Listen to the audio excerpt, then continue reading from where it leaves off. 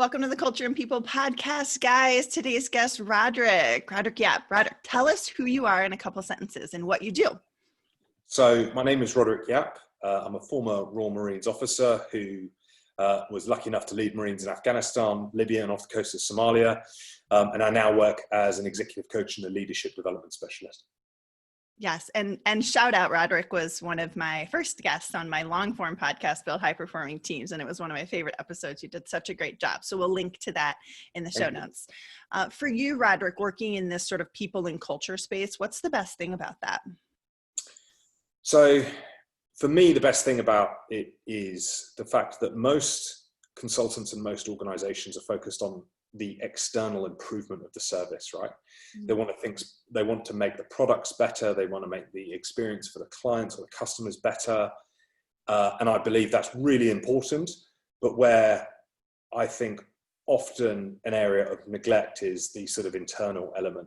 Mm-hmm. How do you improve the performance of the team? How do you improve the employee experience so that they are happier, more productive, and more willing to want to achieve your organizational goals? And to me, that comes down to leadership and the creation of high performance cultures. And that's the area that I work in. And I love it. Yeah, agreed. I think that if you want to get better externally, you need to invest internally first, right? Yeah, 100%. I think, everyone comes to work to do a sort of good job. There's just kind of stuff that sort of gets in the way. And I think the more you can sort of understand that, the more that you can kind of get beneath the surface of what drives human performance, the more that you can help and support them. Yeah, I think the word human was the key there, right? Yeah. All right, Roderic. So I'm hearing from other top leaders that engaging these employees is a challenge. What are your thoughts?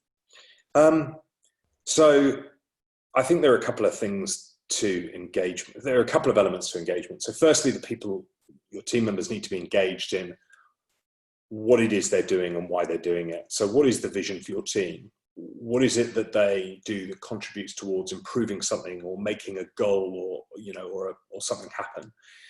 Secondly, like, why do they do it? Like, what's the point? Why do they serve it? How do they make the world a better place? Because, lots of charitable organizations, I don't think, have the same issues with engagement. And that's often because they're really strongly connected to a sense of purpose. So if you can work out how your team makes the world a better place or makes the situation better for someone, that's going to engage them.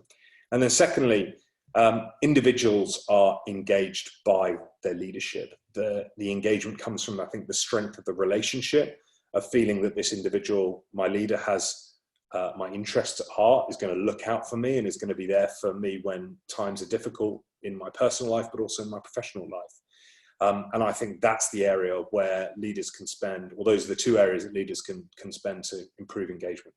Yeah, building that connection and then the purpose or the why. Yes. Yeah. Strongly believe it. I always talk about like hot air balloon tethering to the organization. I think that's why your perspective of the Royal Marines and your experience of that strong leadership is so valuable to people, because if you don't have that, and really honestly, let's be true, like 8 out of 10 leaders, not the best leaders, right? According to most statistics and research. So that's not a great number. So I think organizations putting their energy there, and engagement is an outcome of that investment. Yeah. And I think one of the things that the military does well is they build really strong cohesion amongst teams. I mean, it's a term that I think is overused, but it is a term, but the term brotherhood, I think, really does exemplify it. It's stronger than being a colleague. It's stronger than being a friend. It's something sort of a bit beyond that. You might not even like the person next to you, but you will go above and beyond to sort of set them up for success. And I think that's something that the military have learned over several hundred years of kind of fighting. It's sort of an organization that's been around for a very long time in one form or another, and I think has learned that this is a key part of engagement as well, building those sort of cohesive relationships across groups. Agreed. I know, Roderic, last time we talked, you gave some amazing tips. So I'm curious what tactical advice that you would have for these organizations who truly do want to advance their people strategy or evolve their culture. So something really simple. Stop doing annual performance reviews. Everyone hates them, and I don't think they add any significant value. Instead, move away from one annual conversation to something that is much more self-reflective and much more led by the individual. So I don't lead a particularly big team now, but when I have done, one of the things that I'd invite people to do is, I want to see your plan of the week. So what do you plan to do? Then I want to see what you did. What did you actually do? What did you achieve? What did you learn? And then what are you going to do differently? And if we just have that conversation, you know, if we're having our one-to-ones every kind of month or even every week, we can review that thing, and I can help pull out some of the kind of learnings and ways in which you can improve. But the key is that self-development is self-driven. I don't think it's necessarily up to the organization. What I would like to see is more organizations inculcating a sort of desire for leaders, for people within that organization to get better at what they do, rather than seeing development as purely a remedial activity. Yeah, because as much as you and I know we're proponents of the ecosystem and the leaders getting better to create better engagement, a lot of our messaging is around that ownership, right? I talk about owning your time, talents, and your voice, because you and I both know from an engagement perspective, so many people are not engaged in their work. And we're not talking during COVID, we're talking during normal times, right? And that means you're not giving your best. So it's a responsibility of the employee to say, here's what I want to do, here's how I think I can add value. And then the leader comes in to add that support, resources, and encouragement. Yeah, I agree. I love it. Do you have a best practice in terms of how often, like bare minimum, how often you should be meeting one-on-one?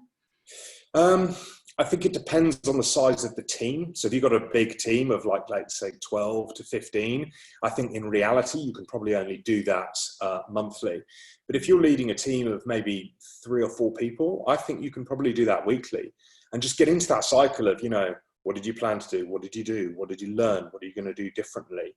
And start getting it led by the individual rather than you telling someone what to do. Start questioning them and pulling out ways in which they feel they can perform. They can perform better. They're much more likely to do it.